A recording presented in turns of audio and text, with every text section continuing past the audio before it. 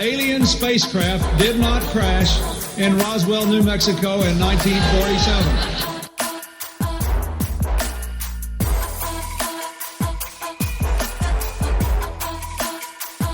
You know flat earthers, I guarantee it. But you don't know who they are because they're afraid of talking about it.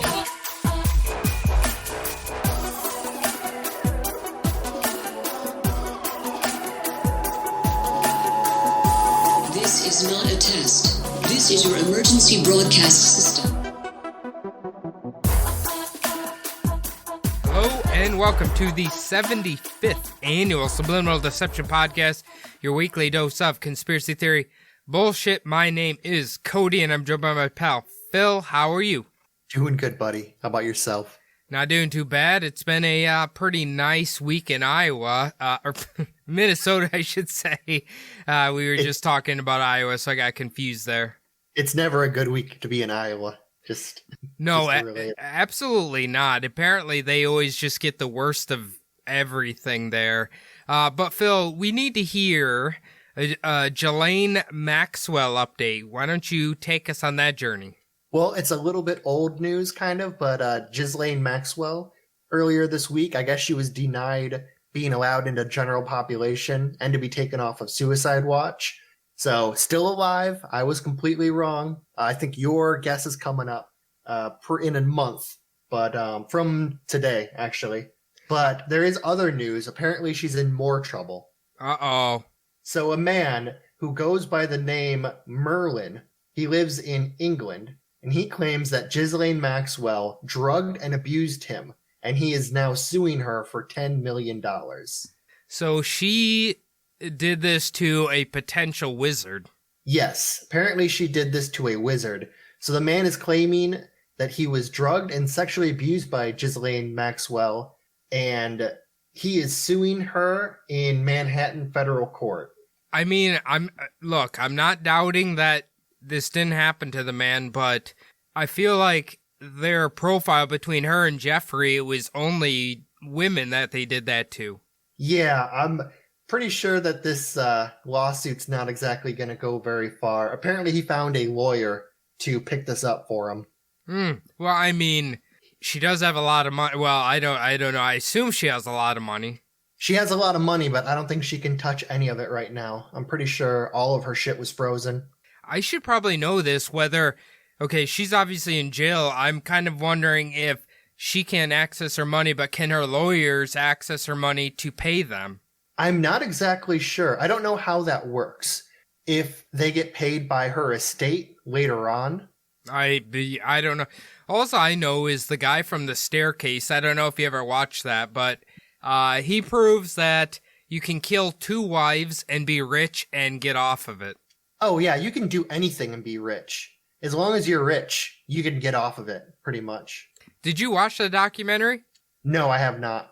Oh, wait, is that the one where the guy pushed his wife down the stairs? Well, he claims a bat or something flew at her, and somehow she did like 74 somersaults, hitting her head all the way down the stairs. Yes, directly onto like a baseball bat or something like that. Yeah, it's at the bottom of the stairs. Yeah. If you look at the crime scene photos versus falling down the stairs, it doesn't really match too well.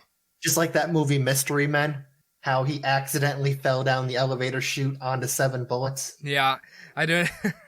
That's an underrated movie. I know we've talked about that before, but that was the bowler's dad, I believe. Yeah.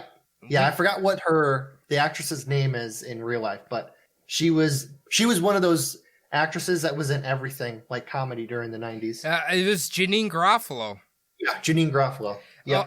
Before we get started here, Phil, there's one thing I wanted to talk about. So, I don't know if you've seen the actual documentary series on Netflix called Game Over, I believe it is. I'm probably going to watch that this weekend. I just needed time to watch it. They talk to kind of like the people who started the RPG, I guess, segment of video games, and the couple that they talked to on there created Sierra Games, right? And I know I've heard that before, and then I'm looking at the games and I'm like, oh my god, these are all the games that Phil plays. Empire Earth, which I just started playing a little bit again. They created it. King's Quest, don't you play that too? No, I haven't. Oh, you haven't? Maybe that's Adam then. Could be Adam. Somebody has been playing King's Quest, and I'm not really sure who it is. I thought it was you, but yeah, they definitely... It's very interesting that they kind of created all the games that you kind of like to play. Yeah, it's interesting. You don't really... When you think about a video game, you don't really think about the studio that created them. But... Like some of them, it's weird how those studios just like they come and they go, or they get bought up. Like, have you ever heard the story of like LucasArts, the ones who created all the Star Wars games? I guess Disney disbanded them, and they were the ones who made like the original Star Wars games for, I think, Super Nintendo, regular Nintendo. Well, I'm sure they did that because they thought they could get it done cheaper, some shit like that. Their own in-house bullshit. The ones who make Kingdom Hearts.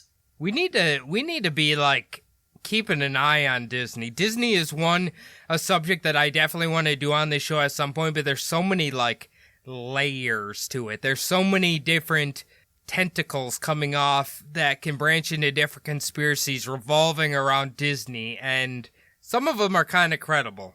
Yeah, well, I mean, there's so much stories just about Walt Disney. Outside of that, he didn't like Jewish people? Yeah, there was that. Well, I mean, a lot of people back then didn't like Jewish people. But I took a class on American conspiracy theories, and there was every single conspiracy theory that came out of the early 1900s, late 1800s. You could basically trace it back to people didn't trust Jews. So against them. Yeah, that's a sad fact that we kind of, being that you and I deal with the conspiracy world, that's kind of like a sad truth. Yeah, like the Illuminati, the Bavarian Illuminati, a cornerstone of that conspiracy is like anti-Jewish trust. Wait, they have specific segments of the Illuminati? I thought they were all kind of working together. Well, that's the original Illuminati that came up. The Bavarian.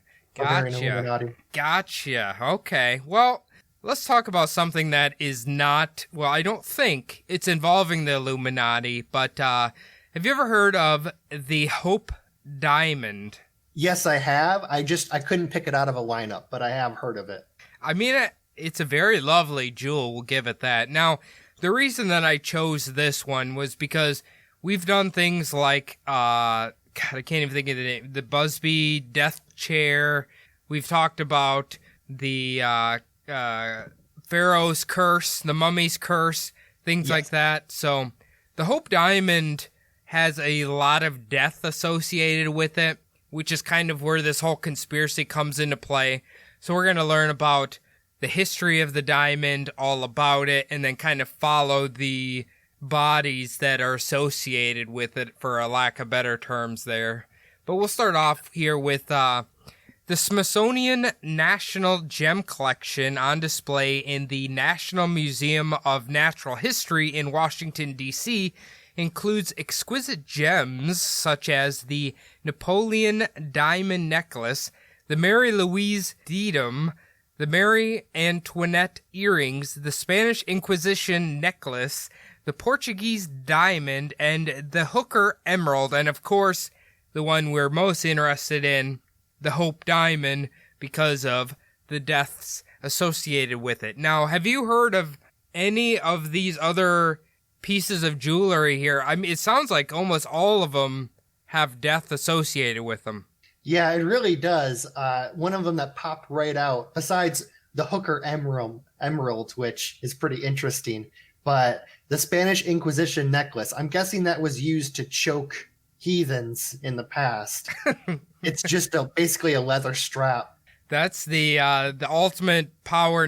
Like if the Catholic Church was an RPG, the Spanish Inquisition necklace would be like the number one necklace equipment piece that you could put on your character.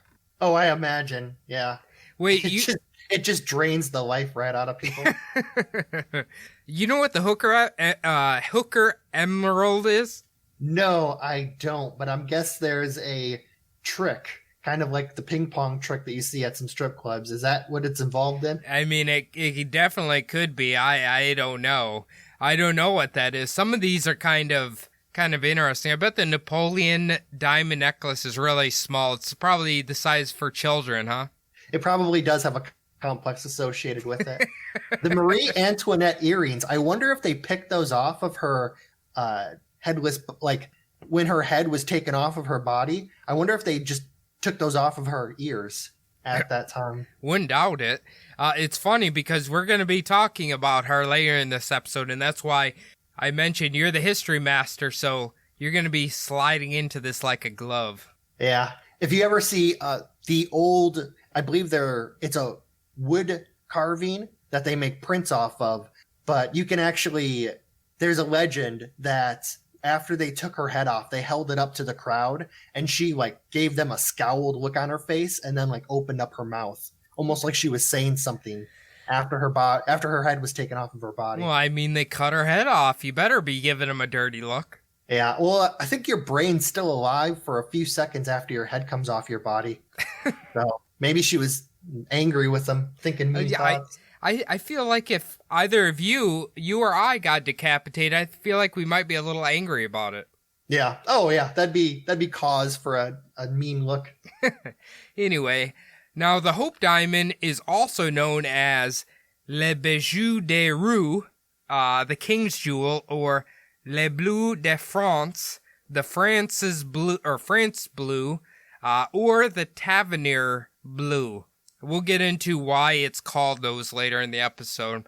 Now, it is a large blue diamond coming in at 45.52 carats, about the size of a walnut. It's in a setting designed by I think it's Cartier. I assume that's how you...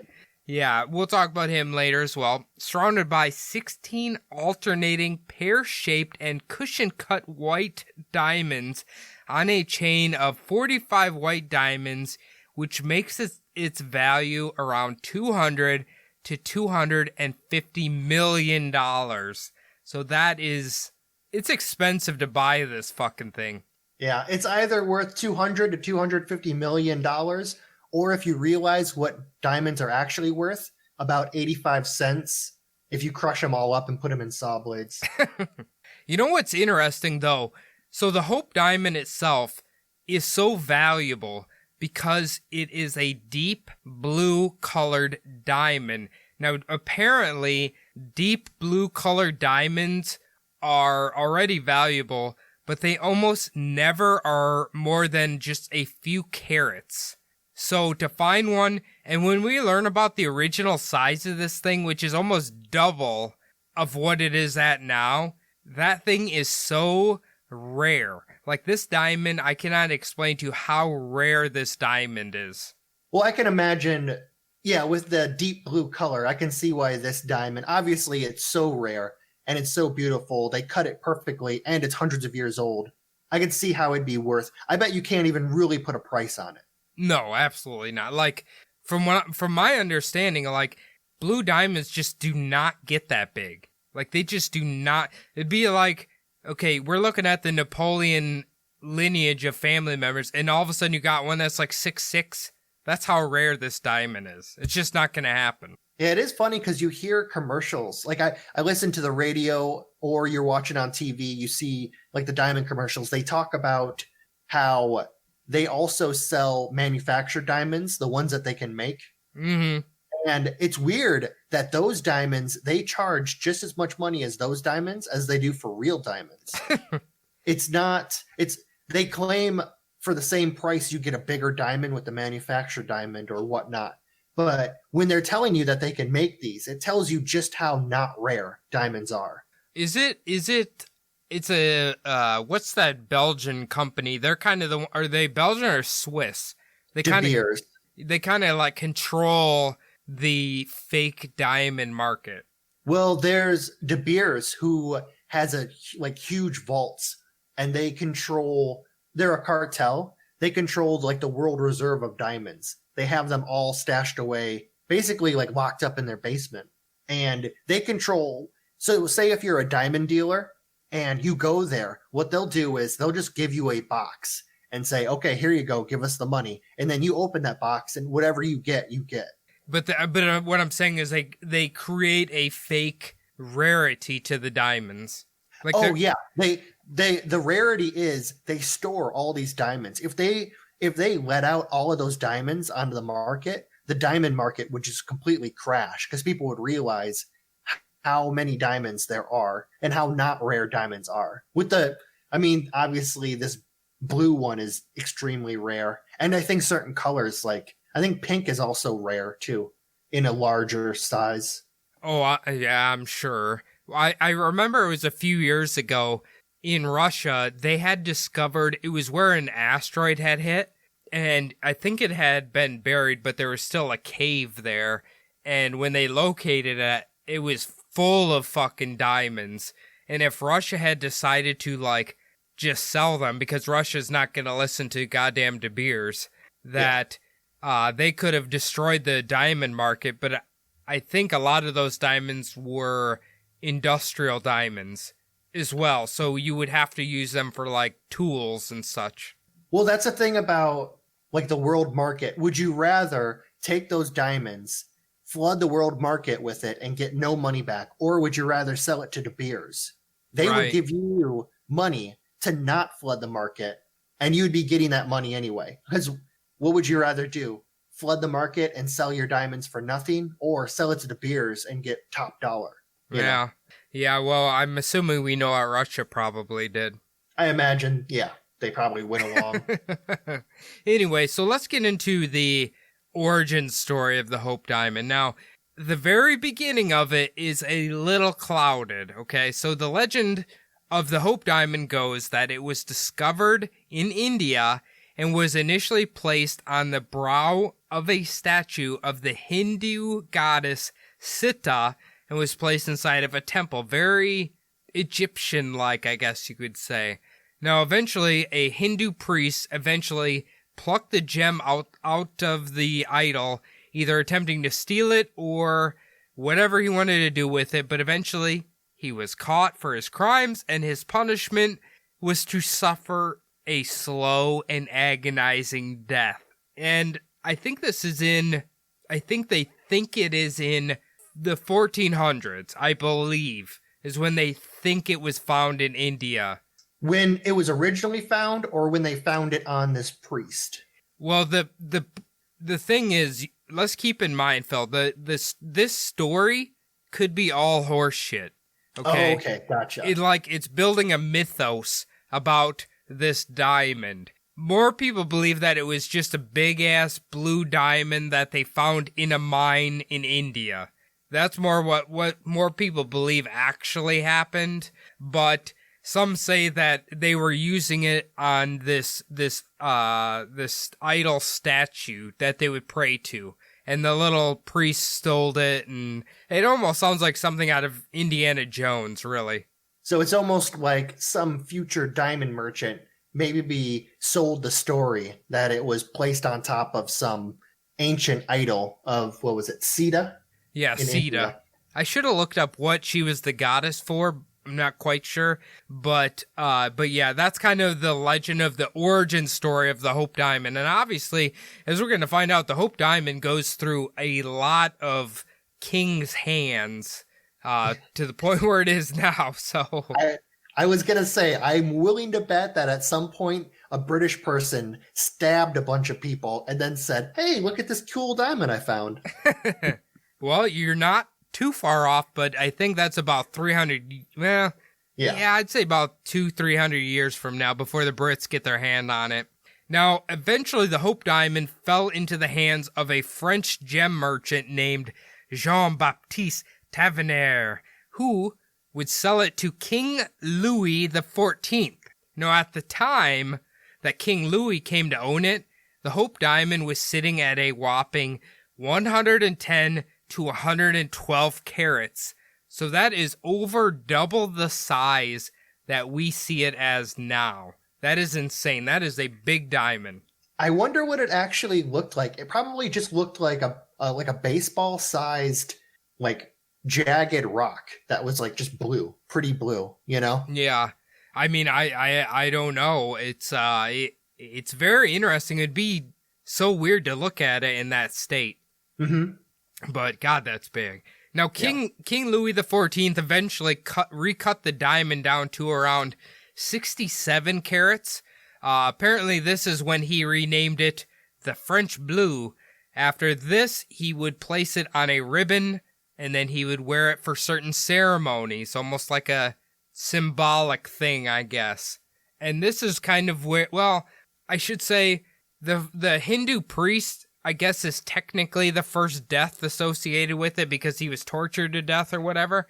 But they also include the death of the gem merchant Jean-Baptiste, who obviously made a pretty good chunk of change from the sale.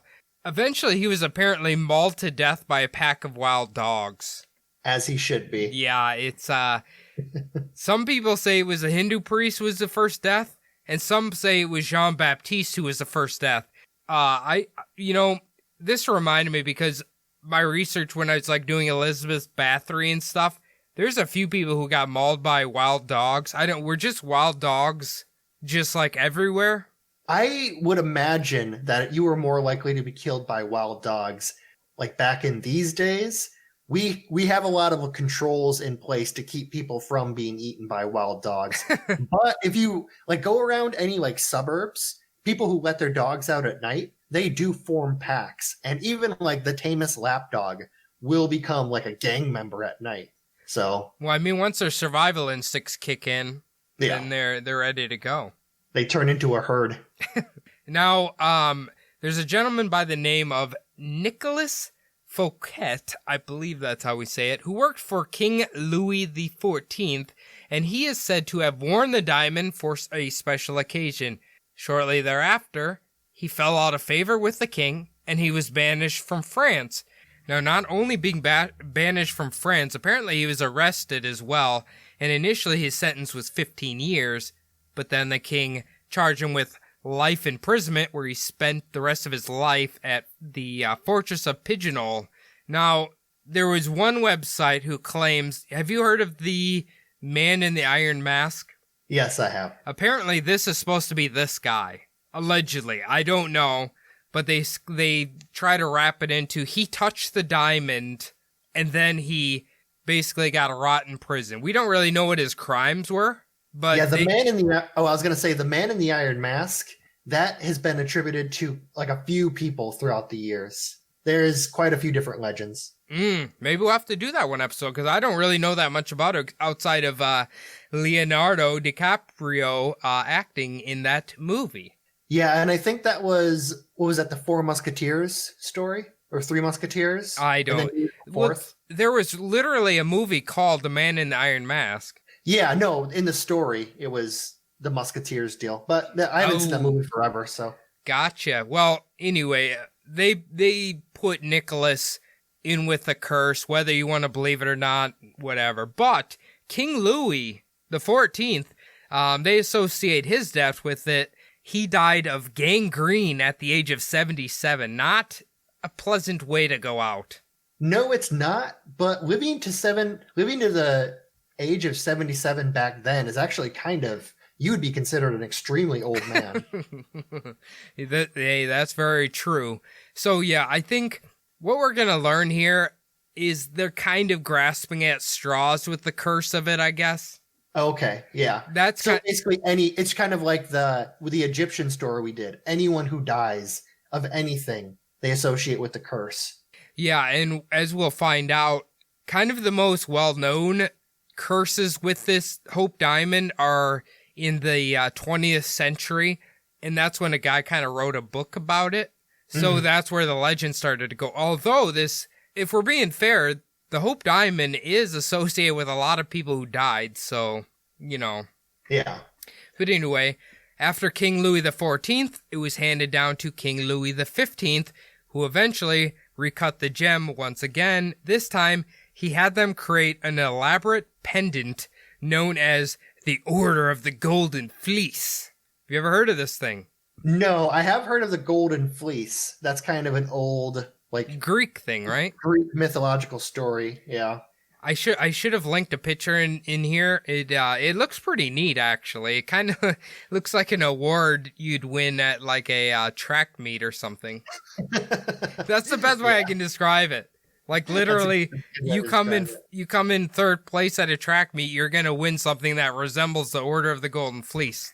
It reminds me of so for those old wrestling little competitions that I had to go to when I was forced to be in wrestling, they would give a medal to every single person who won. So first place, gold, then silver, bronze. The problem is it's for all of the different little subgroups. So everyone walks away with a medal, but then you would see the person holding the fourth place medal, and it was just this like dark brown color because it wasn't, bronze, silver, or gold. And their faces were always disappointed when you would see the pictures afterwards. I got an award that looks like hardened shit. Yeah, it looks like a fucking old piece of chocolate that's hardened. I can tell you I did wrestling as well. Wrestling's big in Iowa. It's just what it is, but yeah, I wasn't really into it either. No, me neither. Now, King Louis XV, this is interesting because he started getting little red dots all over his body, and their source of cure was bloodletting, very popular back then, but eventually they determined he had smallpox, and at the age of 64, he succumbed to smallpox. I don't know how bloodletting was going to help smallpox, though. It wasn't. That's why they don't use it anymore. I mean, Lance Armstrong kind of does in a more scientific way. Well, back then it was like the four fluids. They believed that every person, every body had these four fluids that need to be balanced. And I think it was like yellow bile, black bile, blood, and spit or something like that. But they would think, oh, his fluid is off balance. So they would let a little blood out. And they thought that would help you come back into balance. They were basically just grasping at straws. Well, here's the thing. If we take a positive turn on that, Phil, if those doctors would have been born in, say, or were, let's say, middle-aged men in the 1950s, they would have been great mechanics for vehicles. Oh, yeah. Because they only have four fluids. They would have been great. So actually, the weird thing is they used to use leeches, and that obviously fell out of fashion with, modern medicine. But they've actually brought the use of leeches back to if you ever get like a finger or something reattached to your body, in order to like help circulation, they'll actually put leeches on your appendage. Oh yeah, one of my friends who is a surgeon told me that a gentleman had cut his penis off, and when they reattached it, they put leeches all over it. Yeah. Did he ask for like maybe have some additional, anything put in the middle to make it a little longer, or no? Well, I think he just went for the old size. I think they just put a Lego log in between it and just called it a day. All right, now after King Louis XV died, it was given to King Louis XVI and Marie Antoinette, and they held on to it until it disappeared during the French Revolution.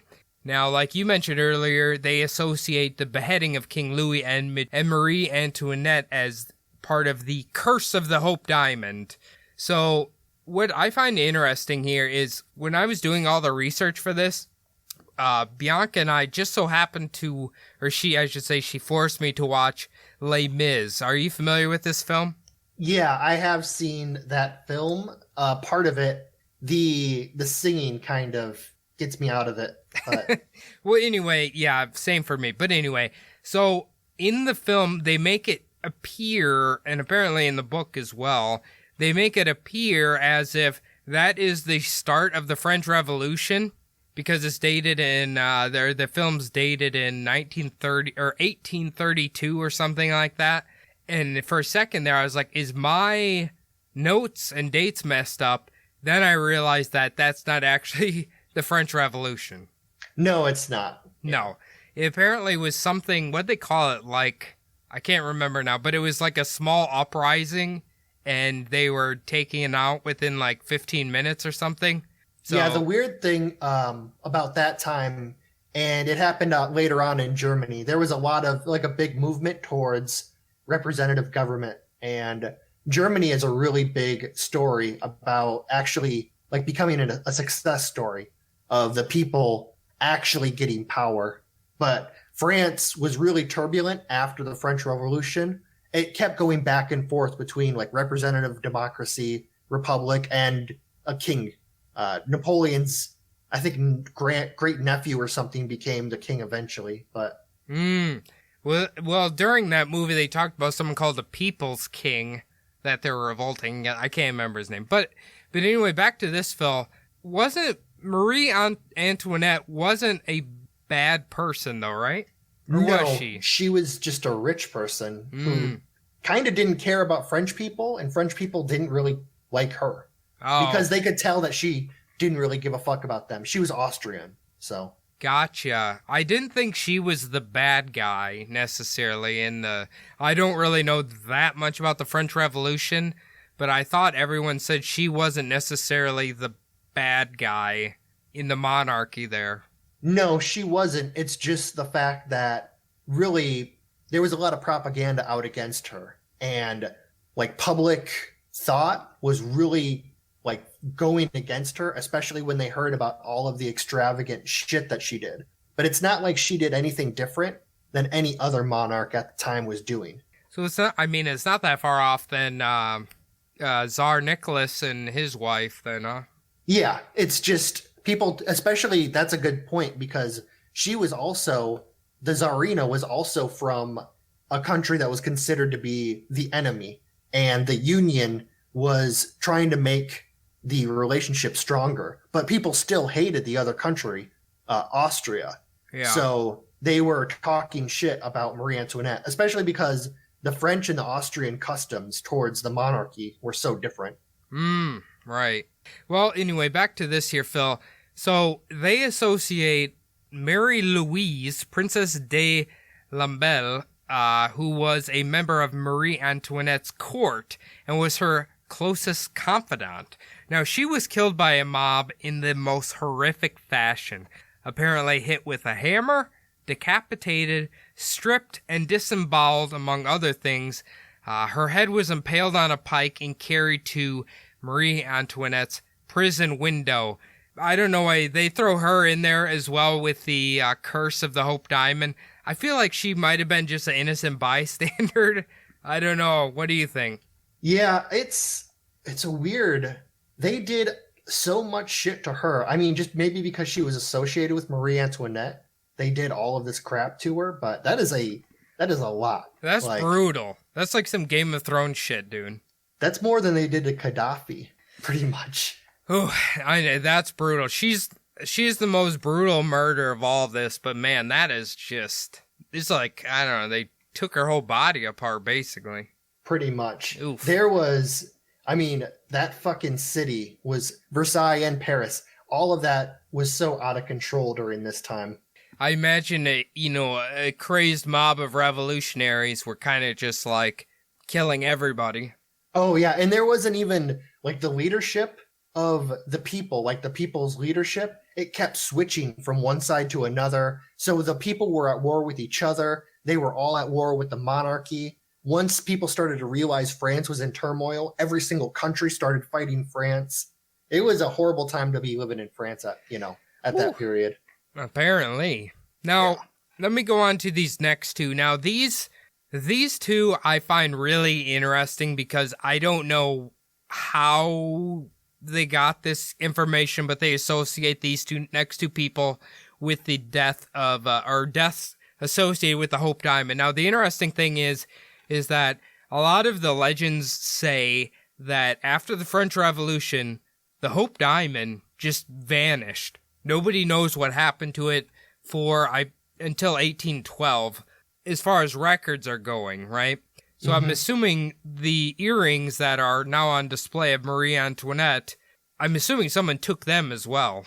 Yeah, well, I mean, I kind of made the joke that they picked them off of her decapitated But they head. probably did. They probably took those from her, like the moment that they raided her, because I think they raided the palace, and anything worth anything got taken out. So I'm guessing they probably got sold in succession or stolen by somebody and given to an important person in the revolution. So take these next two deaths with a grain of salt here. So after the French Revolution and all the looting and all of that, it apparently fell into the hands of a man named Wilhelm Fels. Now, the rumor goes that Wilhelm was not killed by the curse of the diamond, but his son ended up stealing it from him after he had stole it, and his son eventually committed suicide. Okay. So, I don't know. You can take from that what you will. Basically what we're saying is we don't know what happened from the French Revolution until it shows up in London. There's a big gap there. Nobody really knows what happened to it, but one site speculates that these two gentlemen came into possession of it somehow. Now, the next one is a Greek merchant by the name of Simon, this is a hard name, Mountshrids, something close there. There's too many vowels in there for me to pronounce, but he came into possession after Falls, but rumor has it that Simon, his wife, and child, while in possession, drove their car off of a cliff. Now, this is where I think this one's bullshit, is because it would have been the early 1800s, and I don't know, unless they refer to a cart as a car. Do you know what I'm saying? Or a carriage. A carriage. Maybe that's what they mean. I don't know. Car is short for carriage, so could mean carriage, maybe? Maybe these two did happen. I don't know. They're just speculatory, so, but I don't know. Maybe.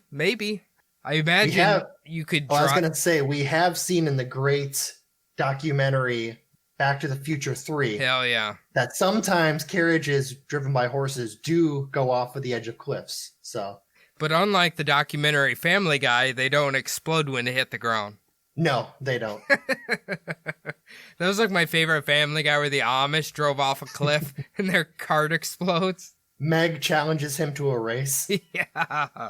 All right. Now, apparently in 1812, after the Hope Diamond was unaccounted for several years, records show that London diamond merchant Daniel Ellison was the current owner in 1812.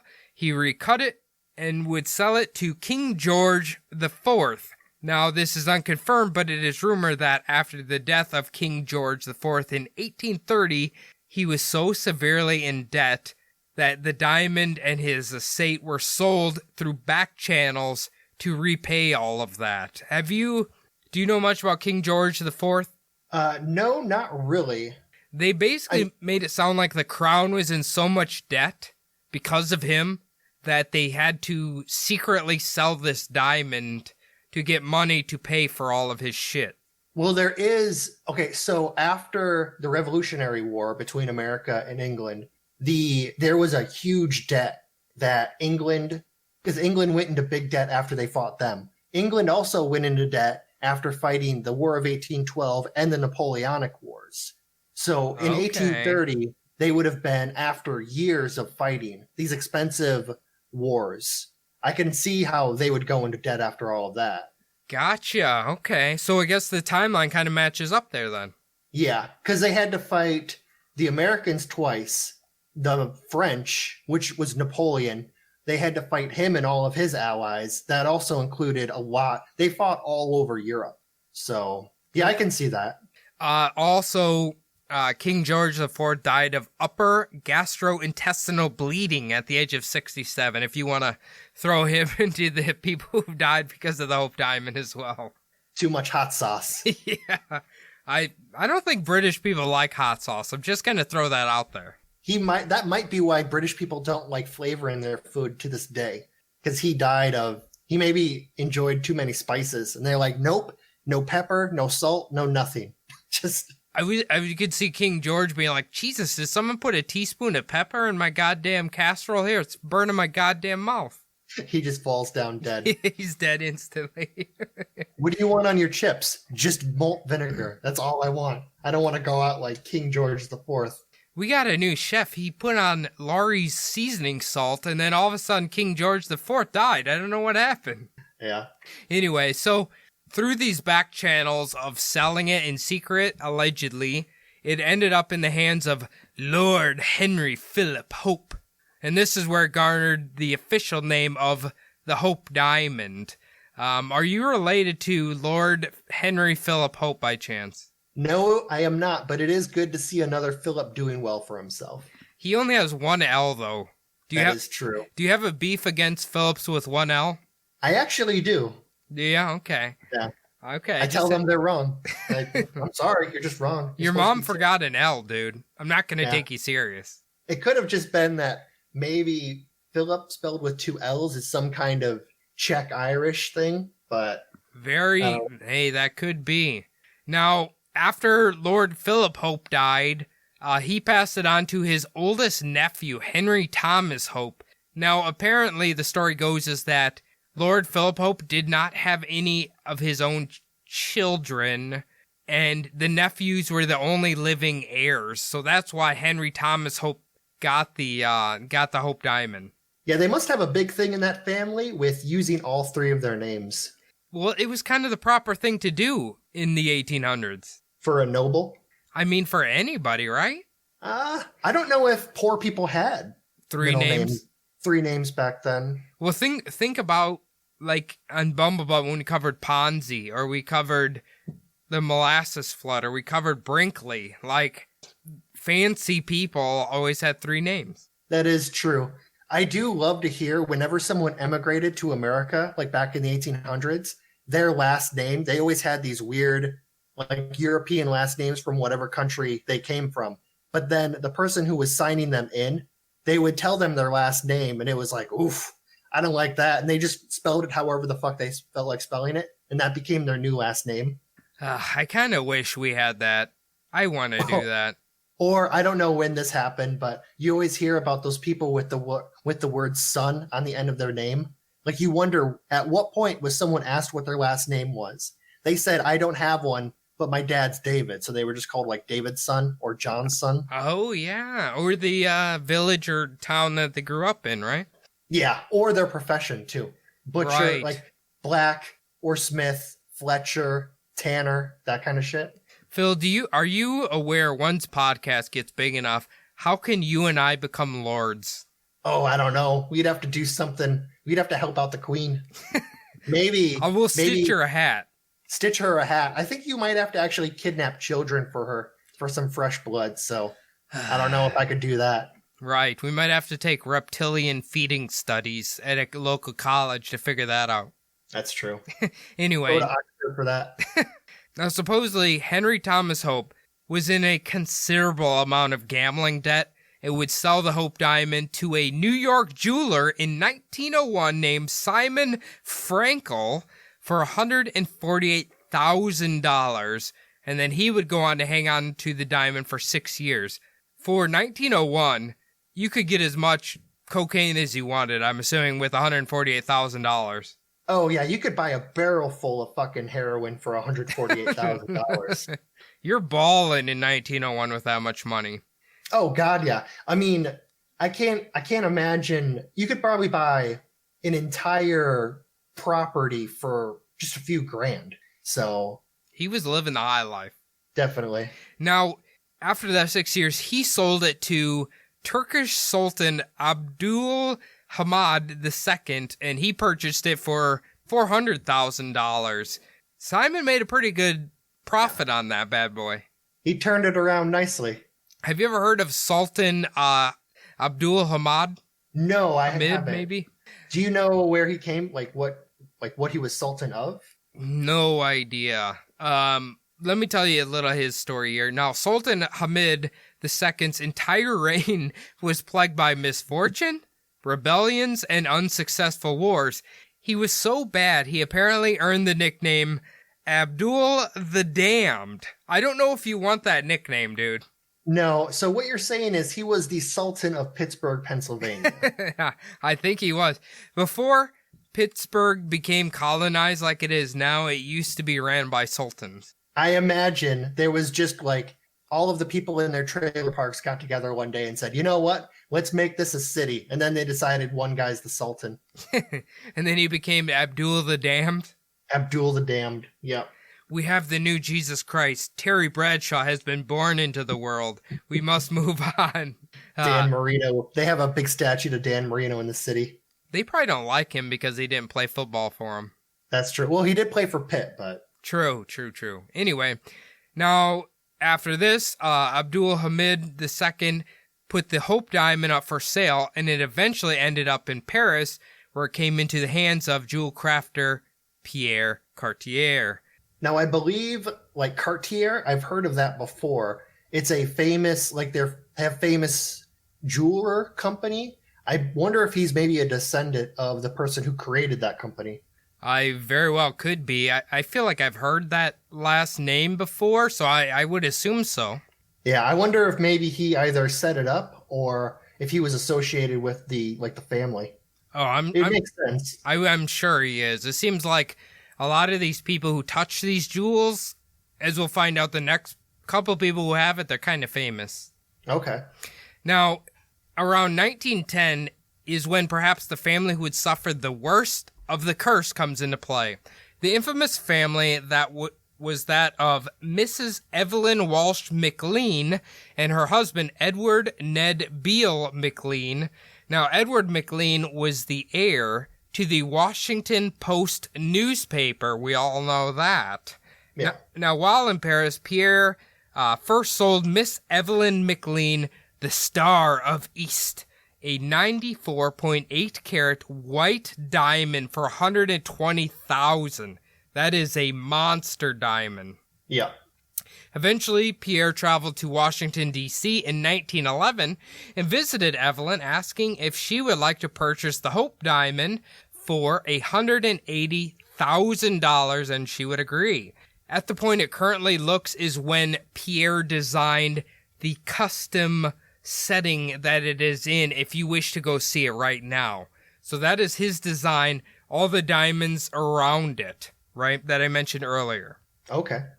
Now, some sites claim there was a, quote, fatality clause that came along with the purchase of the Hope Diamond. It seemed like Edward Mclean said that if anything happened to him, if he died or whatever, the diamond could be exchanged. I almost wonder if at this point, if there was a, quote, fatality clause, that this is when kind of the mythos of it started building up. Well, just having something that expensive, I would expect to be the victim of home invasion at some point. When that got around that you had that shit. Right. So maybe that sort of fatality clause was more along the lines of that verse, if I get cursed and die, type of thing. Yeah.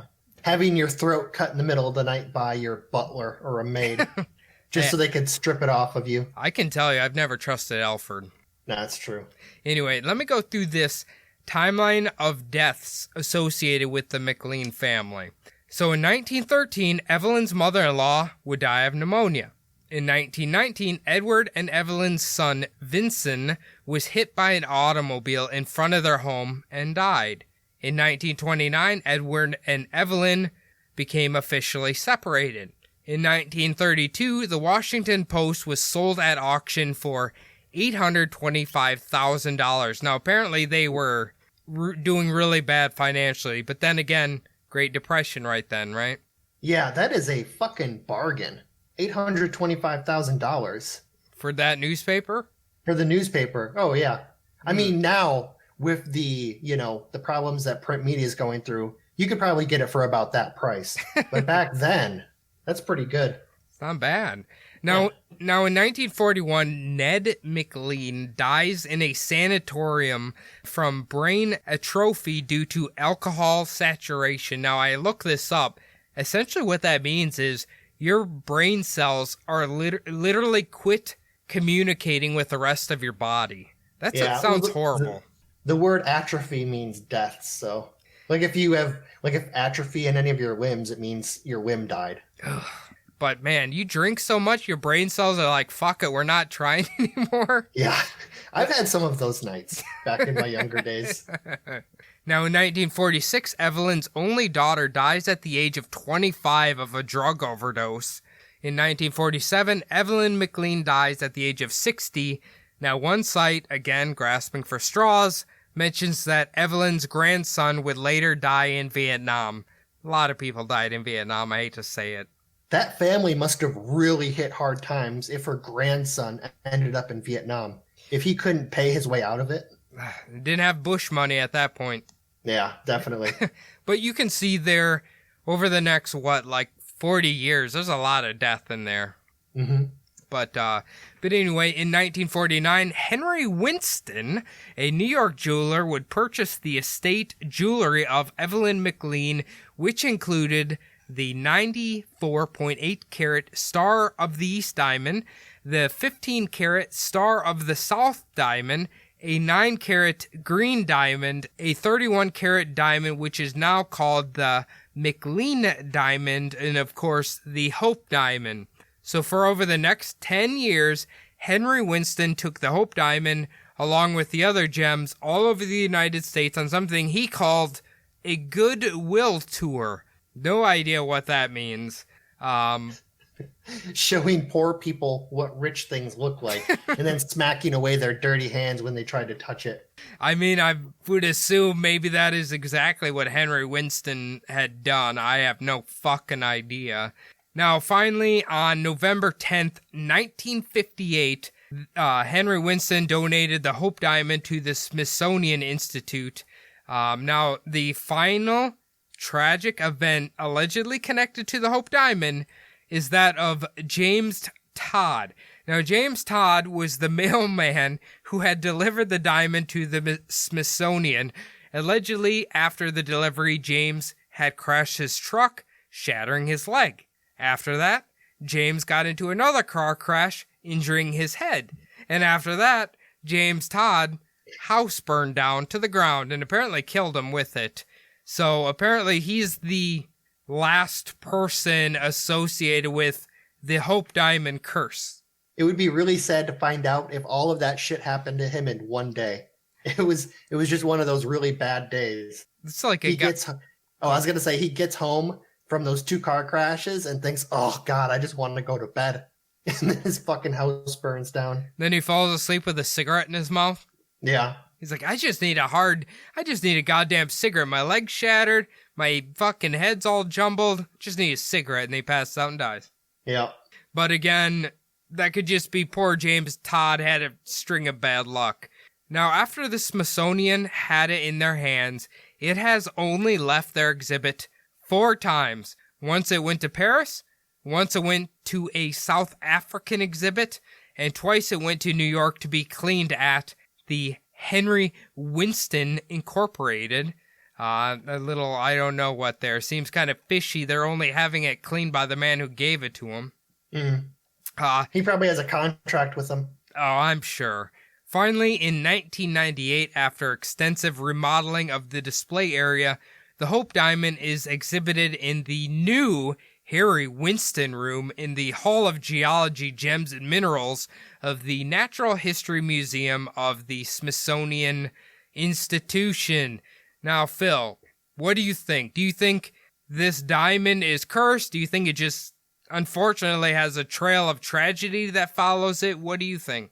I think it's a little bit of just kind of the story that comes up around these really expensive things. I wonder if there would be any story at all if the Hope Diamond actually just stayed in private hands and never was put in the Smithsonian Institution. If it was just something that you never saw. Like, have you ever heard of, like, the Star of the East, the Star of the South, all of these other diamonds that we're talking about in these stories? You never really hear about them, probably because I imagine if they stayed in private hands or in private collections, they just never had this, like, following that the Hope Diamond has. Yeah, that's a very good point, actually. Like, if we think about it, the Hope Diamond, it passed through how many kings' hands? 5, I think? 5 different kings' hands? That's pretty impressive. Yeah, it is interesting when you look. I watched a YouTube video on, it was different crowns. It was one of those YouTube videos where they rate different things. This one, they rated different crowns from all of these kingdoms from all over the world. And one of them was one of the crowns of the United Kingdom has this large ruby in it. And you think of all the people who have owned that ruby, who have had that thing on top of their head. It's pretty interesting. And it's amazing that the Hope Diamond never ended up in somebody's crown. Yeah, I think, well, it probably would have if it wasn't for, I guess, the French Revolution and then essentially Britain becoming bankrupt. Yeah, well, I mean, that is true because Britain became bankrupt in the 1830s, but during the Victorian era is when they had their heyday, when they really started putting a lot of resources into India. Oh. So that's when they really started making a lot of money. I just, like when I was looking up the death chair, right? Let's say if there's a top 10 list, a lot of people put like the death chair as maybe, I don't know, maybe number 2, number 3. The Hope Diamond is always number 1 on like the death list.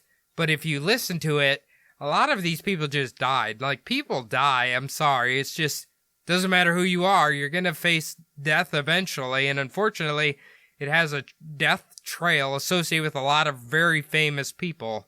And what happened... Go ahead.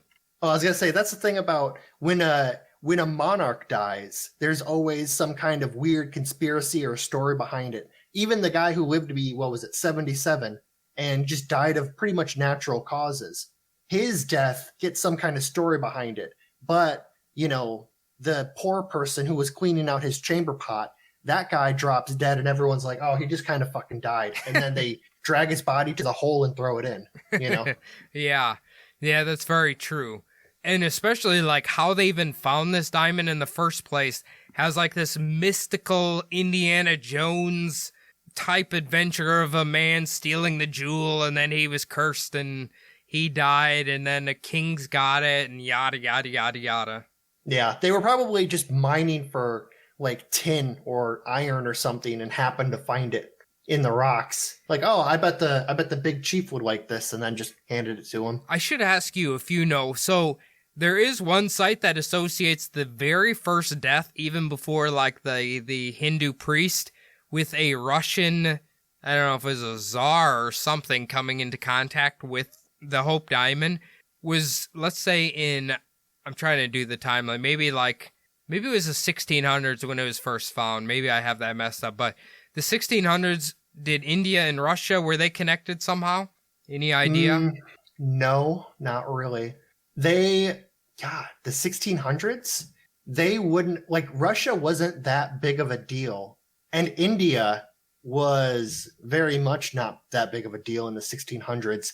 I mean, I'm trying to think when they would have been very close to each other, but the Himalayas really did a good job of separating a lot of those countries.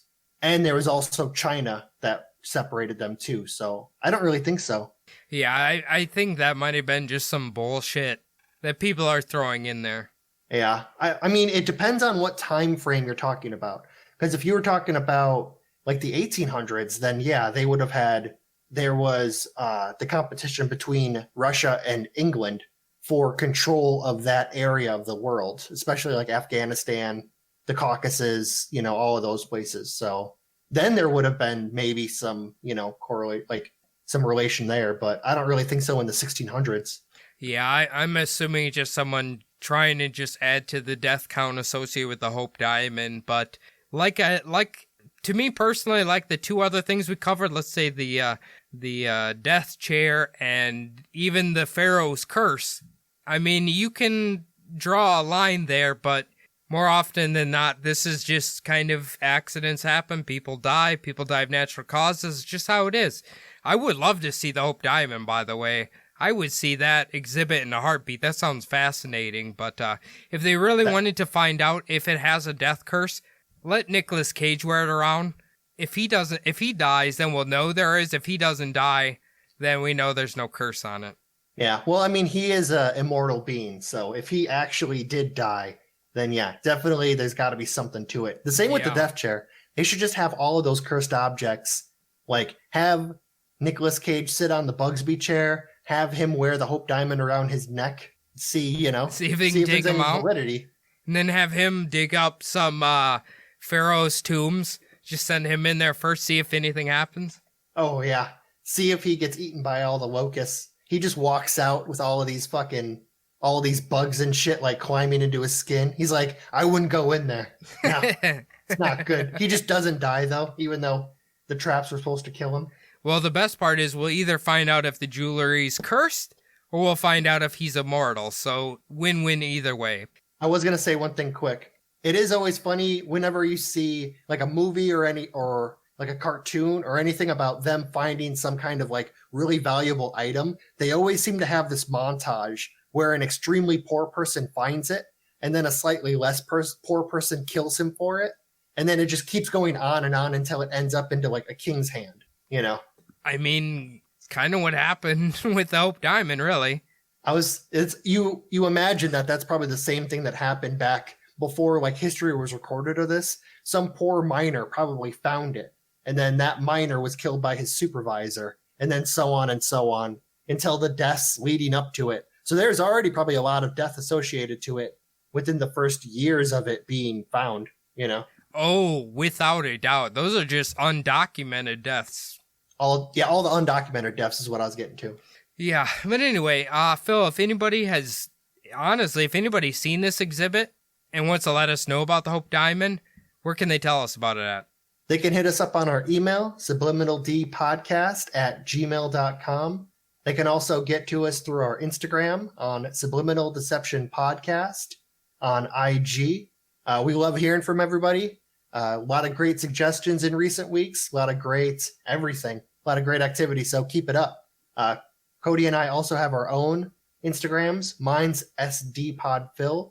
I really have started using it since the pandemic, and I'm on it pretty much every day now. Cody, you've got one? Yeah, you can follow my personal Instagram at Cody's the Bub. You can look at my crazy conspiracy people stories, little trolly. I love them. The last thing we need you guys to do is, if you are a listener on iTunes, log on there.